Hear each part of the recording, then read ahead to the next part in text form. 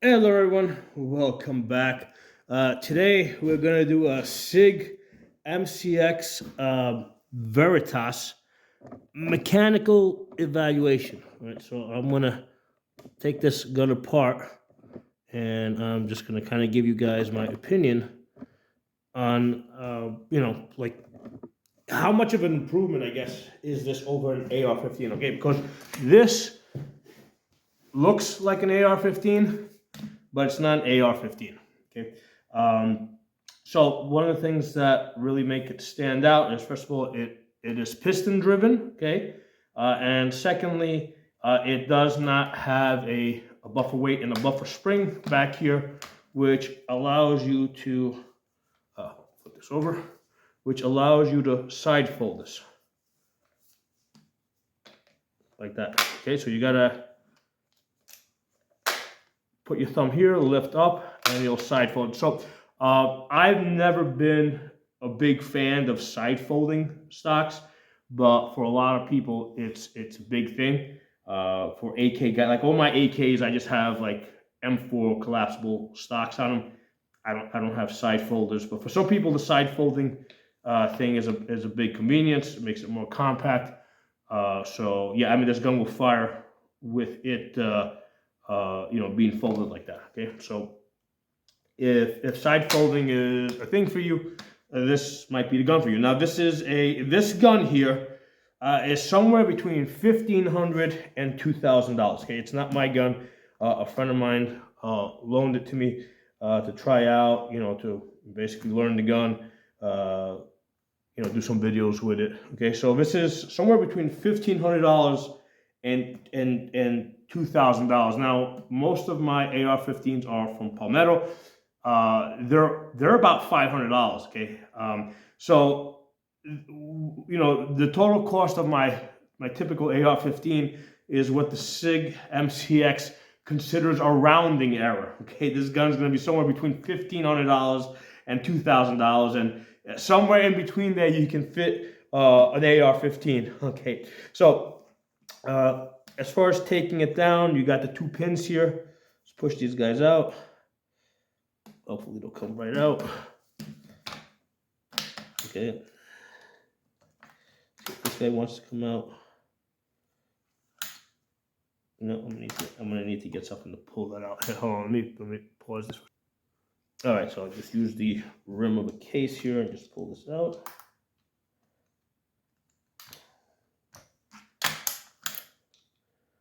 There we go, got you out. Okay, so let's talk about the lower. So is this a mil spec trigger? I've heard that it works with some mil spec triggers and it doesn't work with others. So if you have a favorite mil spec trigger that you want to put in here, you gotta make sure that it's going to work with it. Okay, so that's something you want to research in advance. But it looks mil spec to me. Okay, it looks mil spec. The safety selector looks mil spec. It does come with the two-piece design. So the left side lever and the bar that goes across are one piece, and then the right side over here, instead of having a screw that goes through it, there's a what do you call these things? A roll pin that goes through it. Okay, so to me, having a two-piece design is a lot better than a three-piece design, because if that roll pin were to fall out, okay, and this piece here were to fall off, well, I would still have a safety selector that works. Whereas if your safety selector is a three-piece design, if the roll pin falls off out of both sides, you're not going to have a working safety selector. Okay, so that's an important thing for me. Okay, so you got your bolt catch over here that looks like it might be like a standard mil spec. I mean, it's got different, it's a little bit more fancy, but I think the size looks like it's mil spec. It's got a magazine release on both sides. It comes through. You can see how when I push on this side, pushes through on this side. I push here on this side, so you have your ambidextrous magazine release, okay? And then back here where normally you would have a buffer weight and the buffer spring, there's just a screw there, star screw that holds this thing on there, okay?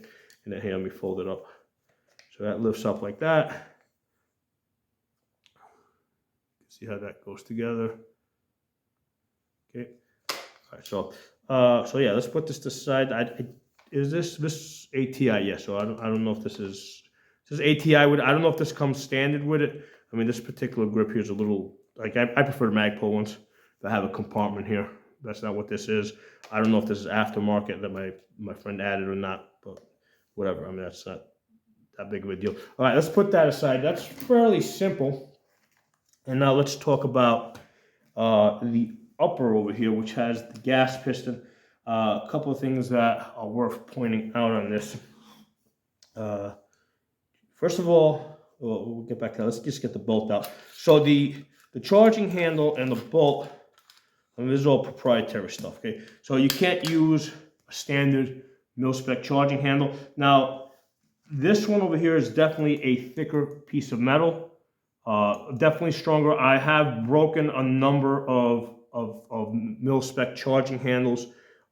Usually they'll crack someplace over here. I've had the front crack over here. So this is definitely more robust. It's really hard for them to make mil-spec charging handles any thicker because it has to fit in there. So they don't have that much, they just don't have the room, the room to add extra material. This one over here, they designed it so that they can make a thicker charging handle. And basically the way it matches up, like normally on an AR-15 bolt, that piece there comes like way up. And that's not what happens here. That just comes up a tiny little bit.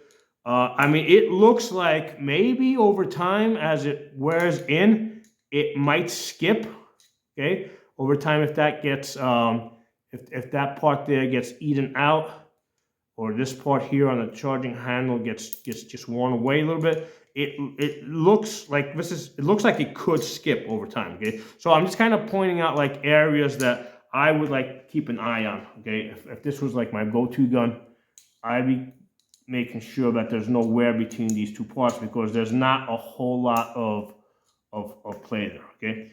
But the rest of this charging handle, yeah, this is a lot like much more solid than your typical AR-15 charging handle. Let's put that to the side. So this thing over here, okay? So the first thing that stands out on this, because it doesn't have a buffer spring like in the lower, right, and back here on the gas tube. So this is your recoil spring over here. So this basically moves back and forth like this to return the bolt. So the first thing that stood out to me, like as soon as I saw this, is like I generally don't like thin springs because they break. Okay, now a lot of people consider AK-47s, for example, pretty robust. A lot of people say they're indestructible. Well, listen, I have broken the recoil spring on an AK-47. So it doesn't matter how hard, how tough the rest of the gun is. If the recoil spring breaks on it, or when it broke on it, the gun didn't work. Okay, so this is I've broken the recoil springs on an AK-47. It took about 10,000 rounds, but I did it. It happened. So this is something I would keep an eye on. I would definitely want to have spare springs, okay?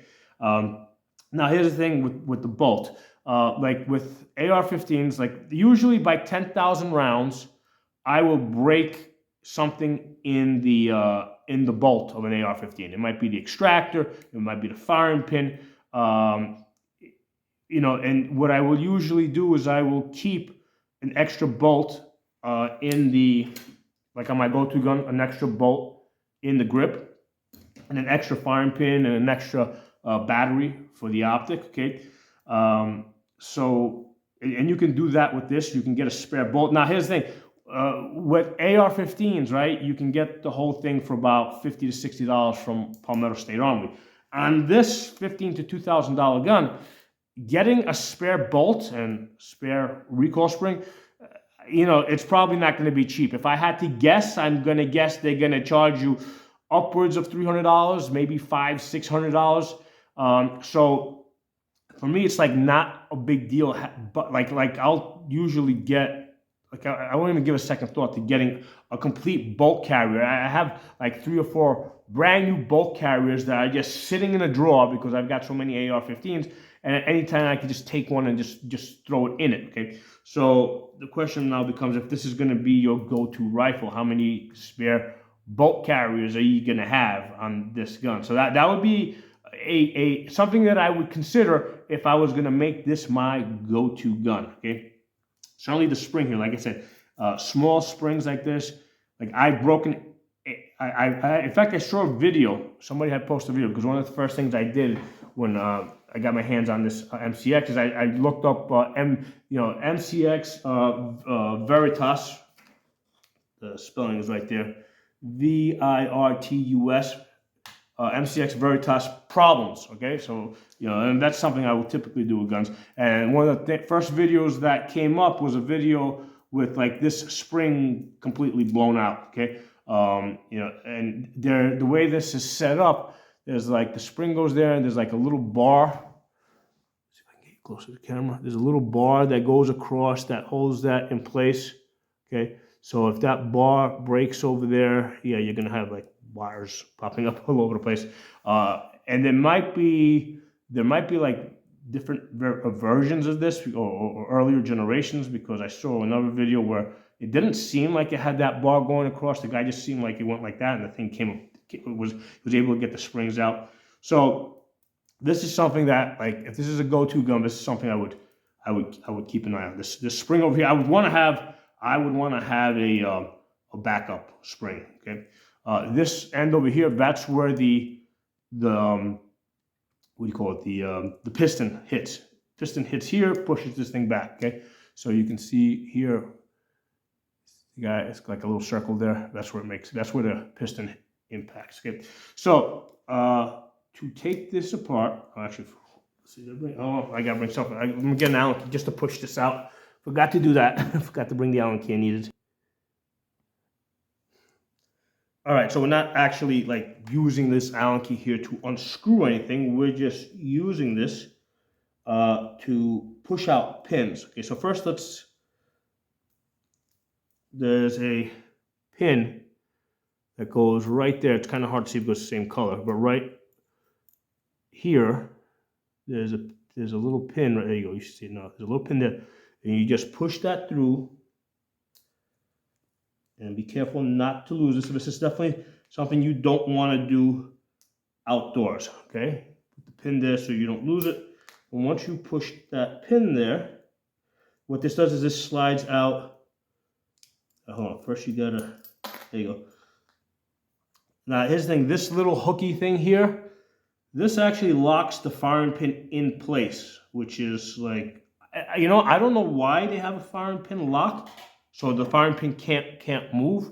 If anybody knows why they have a firing pin lock, let me know. I mean, why did they add this little extra piece here? Did they have a problem with an earlier generation? I don't know why there's a firing pin lock there. But once that piece comes out, this slides out to the side like this. There you go, slides out. You can see how these two pieces, see if I can get this in light. See how these pieces slide like that, right? And then these two pieces. So I'm not inclined to take this apart any further. I mean, I think you can clean this pretty good, just the way it is. Okay. All right, like I said, that's where the piston impacts. All right, so with the bolt carrier, well, I guess bolt carrier and bolt, it's got a really short bolt carrier. Okay. Obviously this is a lot lighter, right? Because the larger bolt carriers, like the AR-15 bolt carrier, is a lot longer. So now this has a pin here that, again, we're gonna just push out the pin that holds the firing pin in place, and it is retained. So you pull this out, it doesn't go any further than that, right? So it's retained right there, right? That holds your firing pin. So then you go like that, and now your firing pin falls out. So something really interesting about the firing pin, this has a spring, Okay. Okay, there's a spring there. So I don't like. I've had problems with like my AR9. My Palmetto AR9 uses a spring right there with the firing pin. And the problem that I have found is that these springs break. Okay. Now this, I actually did test it out. I went outside and I shot this. This will fire. I was able to fire 5 rounds, bang, bang, bang. This will work without the firing pin spring. Okay, this will work. Some guns may not work. This one may work. Now, the problem that you may have with this is if this does happen to break at some time, and I had this problem with my AR9, it's actually retained. Like when you push it back, it snaps into place, so it'll stay there. But the problem that I had with my AR9 is I've had this more than once. These springs break, and now I end up with these little bits of spring that are pull the cam out. So what happens is when that spring breaks, now I've got little bits of spring that are basically inside the bolt. And what I've actually had happen to me is that it forced the spring, the firing pin to get stuck forward in the out position. And when I chambered around, it just immediately slammed fired the gun. So that's one of the things I have learned over the years is anytime I send the bolt forward, I make sure the gun's pointed in the safe direction. I don't have it pointing up. Like I make sure it's pointed into the ground or into dirt. And the reason is because I have had a slam fire with the firing pin getting stuck forward, and then as soon as I release the bolt, goes forward, firing pin stuck forward, hits the primer, sets the round off. Now, with this design here, the way they've got it set up, okay, it seems like in the back, I don't see a way that, I mean, there's a little bit, it would be extremely difficult for a piece of this firing pin spring to end up in there. So it wouldn't end up in there. It might end up someplace in the carrier, but I don't see it getting stuck somewhere inside the bolt itself and forcing the bolt to, or causing a slam fire. So I don't see that. Okay. So, but anyway, I'm kind of prejudiced against firing pin springs because I have a number of guns that have firing pin springs. I think my Mark IV, my Ruger Mark IV has one. I had a couple of 22 ARs that have had them, and my CMMG 22 conversion bolt has them. My AR9s have them, and this is a point of weakness. These things break. Now, Sig may have made one to. This looks like it's a little bit thicker. It might be better quality, but the point is, I've had very bad experience in general with firing pin springs. So my point is that is something I would watch. This is a possible vulnerability. Okay, so let's get this guy. As far as the bolt and the cam, I mean, it looks. I mean, it's a different shape, right? It doesn't have the typical AR-15 bolt, tail over here, but it's a bolt. I mean, right? The extractor looks like it might be AR-15 compatible. I don't know. It looks like it would fit that footprint. Okay. So let's get this guy back together. Okay, so let's drop this guy in. Okay, and let's drop the pin in. No, so the firing pin, the firing pin retainer slid closed. So slide that forward. Okay, so that's now in place. Okay, so that's easy enough, right? That's easy enough. That comes together. So now what I find the hard part is getting this together and getting this little the firing pin lock, which goes like this. It's gonna catch there, and it locks there. I'm curious. Like if anybody knows why, it goes like that. There you go. It locks like this. If anybody knows why they created a firing pin lock, please let me know. Get to the light. some shadows here. Okay, so let's get this guy back together. So what's going to happen here is that's going to first slide back in like this. Okay, so that slides.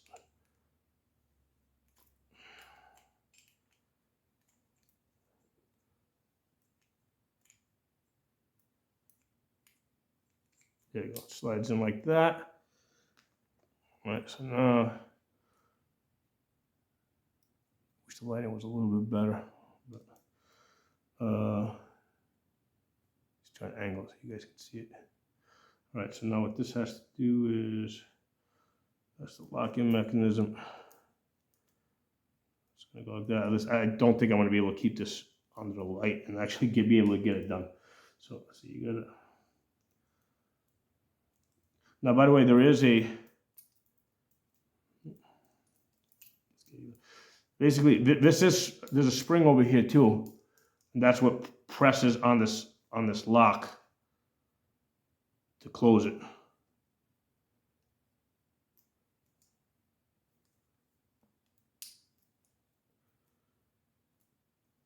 So well, let me pause this camera because I'm not going to be able to do this easily right now. Okay, I got it back together. So as I said, it's not something I could do in such a way. So you can see how it goes forward like this. So what happens here is when the hammer comes in over here and it strikes, it lifts that up like that and it unlocks the firing pin. And then over here it's just pushing up against the spring. So yeah, try to get the lighting a little better. Here goes. That's how it unlocks. But all right, so let's put this aside. Like I said, the purpose of this video is just to kind of give you guys my thoughts on like the mechanical design here. You know, what are my thoughts, like how this thing sort of works. So now this is interesting. This took me a little bit of a while to, in order to easily access the gas valve, which is over there, this rail needs to come off. Now you can do it if you can get your fingers in there. You can actually, you can hold down the intent and you can flip it around, but you got to have some pretty small fingers. Initially, I tried to do it that way because initially when I was looking at this, it looked like I would have to undo these two star screws over here. And these two star screws really weren't matching up with any star key that I had. It's like there was like a little bit of wobble in there, so I really didn't want to get into that. But then after I did some more research on this, you don't have to undo these screws. Okay, I'll show you guys. In order to basically this slides forward. So you close the dust cover to get that out of your way. And all you're going to do is just basically apply some forward pressure. You don't have to use any tools. You just got to use your hand here. Just hit it. And you'll get it to come off. Hold on. Okay. My friend watched this video, he'll be like, what's this guy doing to my gun? There it goes. There we go. So like I said, you don't need to use any tools, but it slides. There are these two rails over here, right? So you see these two, that's where, oops, here. It runs in here. Okay. Now incidentally on here, there's a plus and a negative side. There's like on this, so there's a plus and a negative over here. So that tells you how you got to turn the valve. So if you want less gas, you turn it that way. If you want more gas, you turn it this way. Now, when my friend gave this to me, this thing was filthy because this was like it took a lot of effort. Like I actually had to take an Allen key, put the Allen key in here in order to turn it. Like right now, it's going real easy. Okay. Now, if it gets that, here's the thing. The reason why it was so stiff is because of the carbon buildup. Right, there's a lot of carbon in there. So if it's not going like this, or if the valve's not turning that easy, yeah, you better clean that. Now, if it gets dirty, what you can do is you can take some like gun oil or WD or something and just spray it into this area here and let it seep in, and that'll break up the carbon, actually back here, and that'll break up the carbon, and you'll have an easier time. Then what you do is you kind of put the Allen key here, and then you slowly work it back and forth while pointing it up, and let the oil seep in, and it'll break up the carbon, and then you'll be able to get this out. Okay, so that's an important thing. See, here's the thing with this, with the gas piston system, you don't need to really worry about cleaning this much, right? You don't need to worry about cleaning this, okay? So 9 out of your 10 cleanings are gonna be cleaning this gas valve, this gas piston over here. That's where 9 out of your 10 cleaning is, right? And then the last one, like every 10, you know, 10 out of 10, right? On the 10th one, then you can basically worry about taking your bolt apart and worry about, you know, cleaning this area here. Now, when I say like 9 out of 10 should be here, I mean, I'm just kind of guesstimating the numbers. You gotta look at it. You know, main thing is you want to be able to like just flip this this valve switch here back and forth. If you see that it's starting to stick a little bit, yeah, it's time to clean this guy. Okay, so to clean this, okay, what we're gonna do is there's a little indent over here on the side. Try to get into the light. Not indent, detent. I keep getting that backwards. There's a little detent right there. You're gonna press that detent right there. You can do that with your finger. Hold down the detent. Try to get to the light over here. Hold on, let me see if I lift this camera up a little bit. I'll get a little bit more lighting. Hopefully we got a little bit better lighting, because this is like the most important part of the video, because this is something I had to work with. I had to, first of all, like if you look over here, you can see the back of the piston, right? Well, you see now how it's clean. See how that's the piston going back and forth. So you want to be able to do that. Okay, you want that piston to be able to move freely back and forth, right? As you do this, that's a nice clean piston that we got there. Okay, so in order to get there and remove that, what we're gonna do is we're gonna press the detent over here, right? Press this detent, and then just spin this, spin it upside down, and then pull it out. Now this is coming out really easy now because I cleaned it already. Before I cleaned it, I had to like almost twist it out, right? Because now it will just fall in and out because it's clean, okay? So you get this guy out, and then you go like that. Again, earlier I had to put the Allen key, had to take an Allen key, and I had to push one back through here and to push the piston out because it was so dirty. Okay, so there's our piston, nice and clean. Now that I cleaned it, okay, and you can see how, you know, basically that's that tube right there is kind of like right here is like the guide. That's where your piston runs back and forth. So your piston's like literally just going back and forth right there. Okay. So as long as you don't have, see, this piston hits this part right here. So normally when this is closed, this keeps forward pressure. Okay, keeps forward pressure. So normally when the gun's together, if you're going back and forth, it's not going to run back and forth. But once you pull out your bolt, this should be going back and forth as you shake the gun the way I was doing a minute ago. So this here is I refer to as a short stroke piston, because the two are separate. The piston and the bolt carrier are separate, as opposed to your AK-47 and your SCAR, which have the long stroke where these two pieces are basically connected, right? So these two pieces are together. So that's a long stroke when the piston is part of the bolt carrier. When they're separated, that's a short stroke. Okay. So, oh, the other thing that's worth noting before I put this back together, I just want to show you guys these two screws here, these star screws, right? Their job is to basically hold this piece in place. Okay, so this doesn't do anything other than that. And the way this matches up is when you slide this thing forward like this. Gotta get the rails to match up. Get these rails to match up.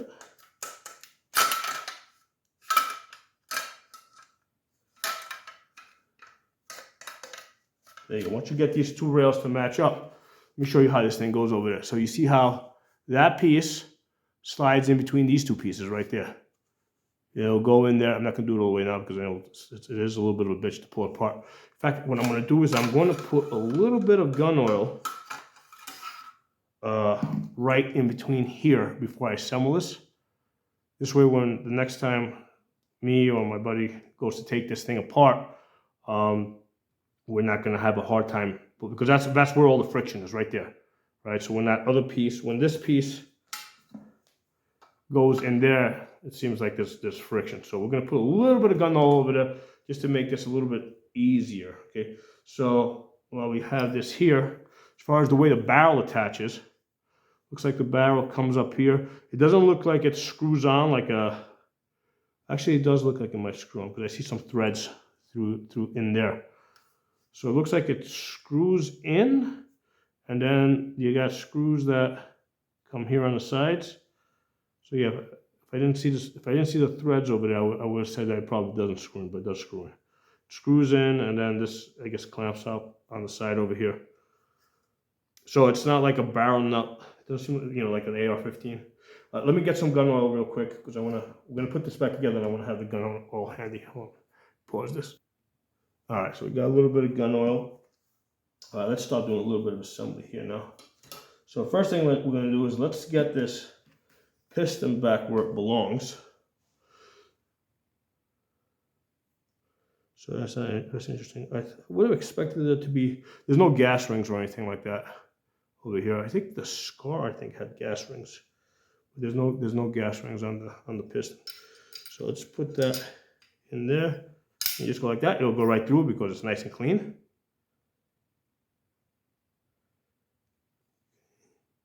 All right. I suppose like you could put some gun oil there. I mean, you can always go. I mean, you know, let's not. This is an area where, again, you're getting like this. The gas is going to stay in this area. So I don't want to put oil there because, I don't know, maybe it'll get even dirtier if I put oil there. Let's not put oil there. What I am going to do, though, I am going to put a little bit of oil. By the way, these are the two holes over here.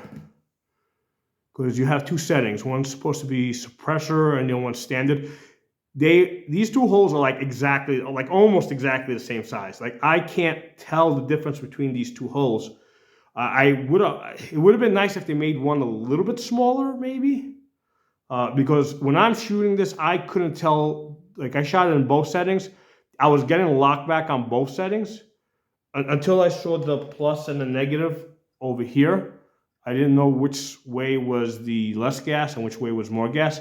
So like I was shooting 150 grain, 300 blackout, because it is a 300 blackout gun, and I couldn't tell which setting was giving me less gas and which one wasn't. So I think that they could have, should have, maybe made one of those holes a little bit smaller.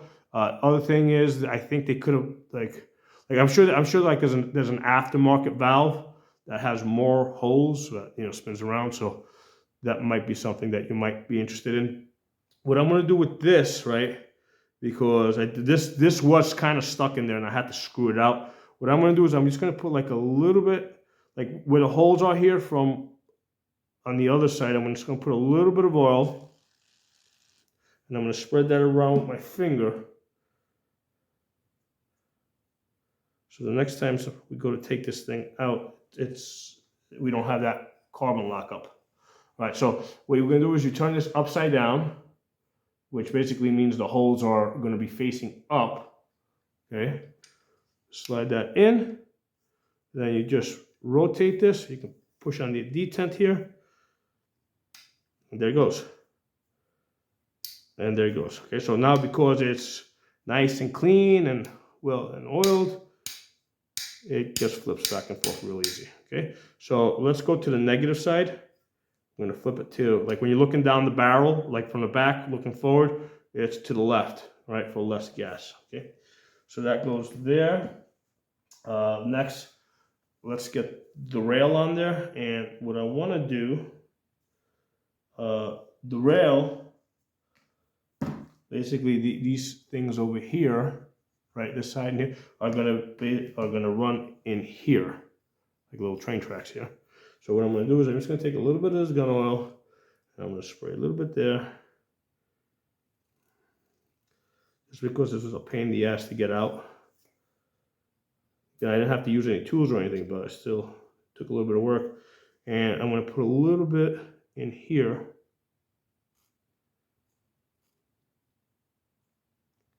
Where that piece is going to go in between these two guys.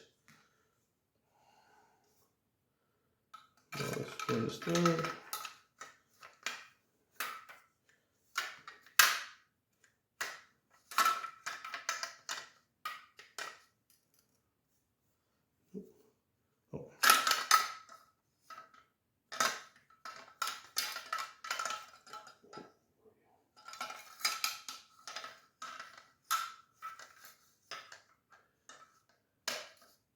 There it goes. All right, and then just put it on your leg and just, there it goes. Okay, so that's how that locks into place. Right, and then you can see how those two pieces there married up. Okay, so the pin, right, with the forward pin that holds your upper on the lower is what also holds the rail in place. Okay, so that's a nice design. I like that. There's Allen screws all over this gun. Like there's Allen screws here. So there's a lot of screws holding this gun together. So it has a lot, like compared to an AR-15, like when you look at this, there's a lot of little parts with lots of little screws holding stuff together. So there's definitely more parts. It's definitely a more complicated gun. Oh, like one of the things like working on this gun, right, you know, doing this mechanical evaluation, it makes me really appreciate, here, point you guys down a little bit more. It makes me really appreciate the simplicity of the AR-15, okay? So that's one of the things I've gotten out of this gun. It's like I've gained a real appreciation for the simplicity of an AR-15. So let's get the charging handle in there.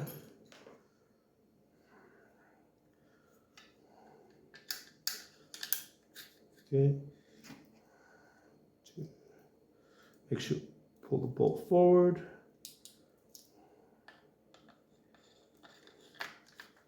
Push it forward, you go in nice. Push it forward until you lock. And now let's get the lower.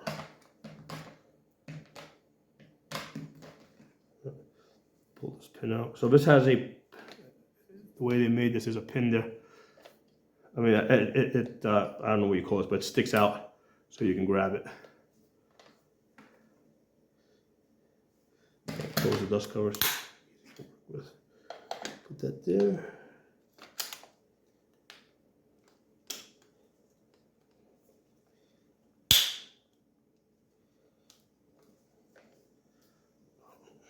Throw it away. It goes in the back. And there we go.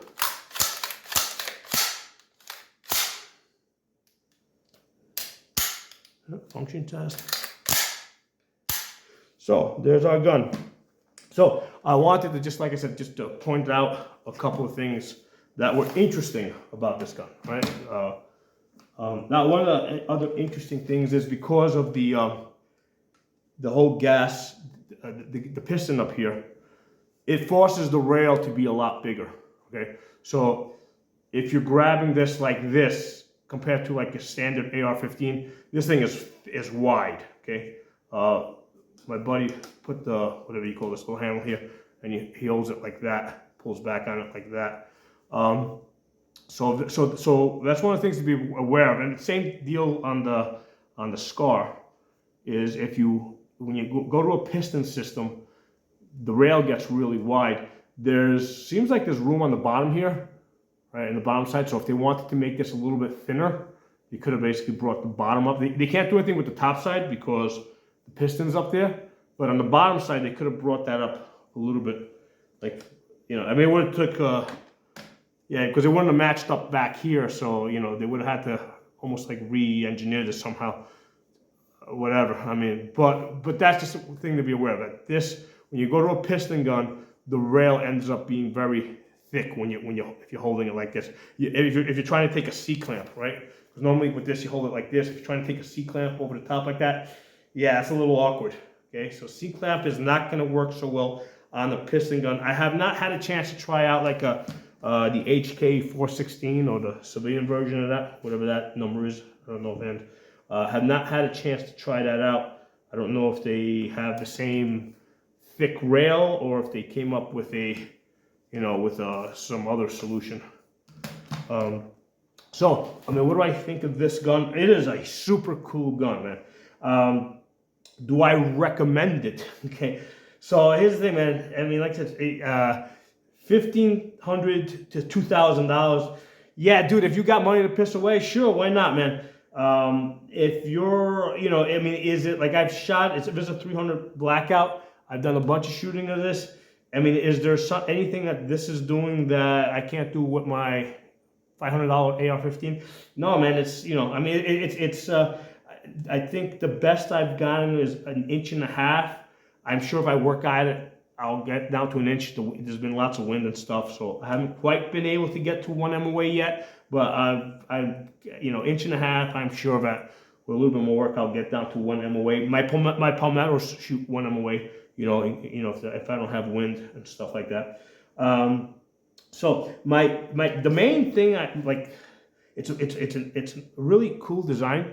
I think like I did a whole bunch of videos on the 300 blackout, and I think that the 300 blackout for most like ammunition that most people are gonna buy, right? You know, something that's like, I don't know, like $22 a box of 50 rounds, right? Because you can get it in 50 round boxes, or like let's say $10 to or $11 for a 20 round box.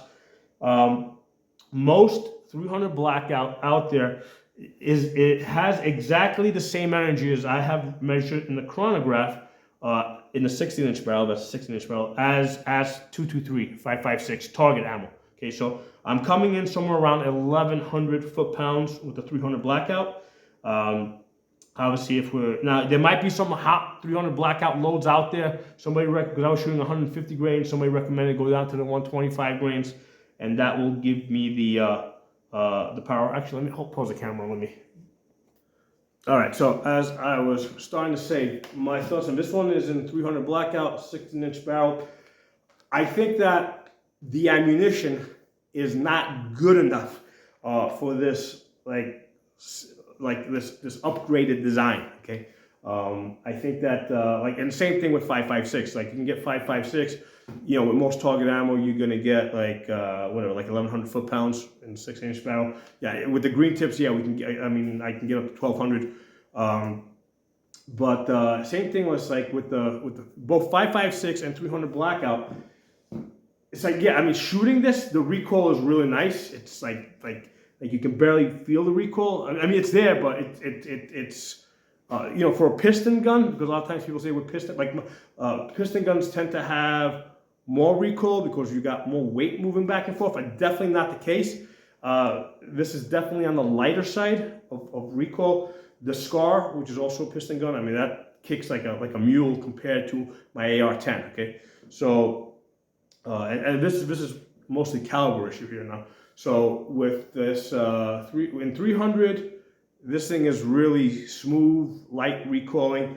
But as I was starting to say, I think that like the caliber, whether it be 5.56 or 300, is not good enough for such a like space age, like new modern design. What I would like to see for this is maybe a 6.5 Grendel, right? But where you have this like a $1,500 to $2,000 gun, right? I want to be able to shoot this to 1,000 yards, okay? So if I was gonna buy or recommend the this Sig MCX Virtus, $1,500 to $2,000, I would say, you know, see if they can make you like a 6.5 Grendel, which is not, you know, a 6.5 Grendel works on AR-15 lower, okay? So we can get out to 1,000 yards. The energy on that, on the cheap end, is somewhere like on the cheap end, like if you're shooting wolf, is going to be somewhere around 1,400 foot-pounds on the cheap end. So we're already at the high end of 300 blackout, okay? And then that can go on the higher end, that can go up to 1,800 foot-pounds, okay? So with the 6.5 Grendel, we're still on an AR-15, you know, power level, right? And we can shoot, you know, we actually have the power. You know, we actually have, on the low end, we have 1,500 foot-pounds, and we can get all the way up to 1,800 foot-pounds. If I'm going to pay $1,500 to $2,000 for a gun, yeah, you know what? I want the 6.5 Grendel. That's what I would recommend. Oh, it's got that 3-prong thing over there. I mean, I can't tell the difference when I'm shooting it. That's a 3-prong. But yeah, that's what I would recommend. It's a very interesting design. I like the, you know, I kind of like the piston system. I mean, it does make the rail thicker, like I said before, right? If you're trying to take a C clamp, that definitely makes it thicker. But yeah, if I was gonna get this or recommend it to somebody, I would write Sig and tell them to, you know, kick out a 6.5 Grendel version. But yep, my thoughts on that. Drop some comments below. Let me know what you guys think. And like I said, this is new to me, right? I've been playing around with this, I think, now for about 2 weeks, 2.5 weeks, something like that. So this is new to me. So I'm not like the expert here. So if you guys have any additional information, please add it. Something worth noting here, it's got M-lock here, and it does have, try and get in the light. There we go.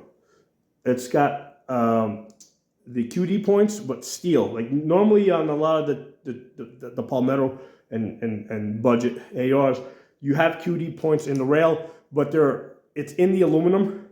If you use it enough, the aluminum is going to wear out. So what I'll usually do is I'll put a point like that, right, on the M-lock, rather than going to the aluminum. On this one, you could actually go into it because that's steel. So it has a steel QD point here. So that's really nice. And it has one on the stock back here, both sides. That's something that when I did the SCAR video, SCAR 17S, I was complaining about the SCAR 17S. They should have QD points in the stock of the SCAR, okay? As well as up there somewhere. I mean, they got these loops to put like H&K hooks, but I think that for the $4,000 that they charge, at this point, they should also have, they should do what the Sig did over here with the steel QD points. Okay, so really nice gun, very interesting. I've did one video I think where I was shooting this. I'll definitely plan to do more, but I wanted, the first thing I did is, since it's a 300 blackout, I wanted to do a couple of videos on the 300 blackout because that's a new caliber for me. I wanted to really familiarize myself with that before I got to this, which made sense because after having shot the 300 blackout now for 2.5 weeks, I'm like, yeah, you know what, 300 blackout is a nice light round.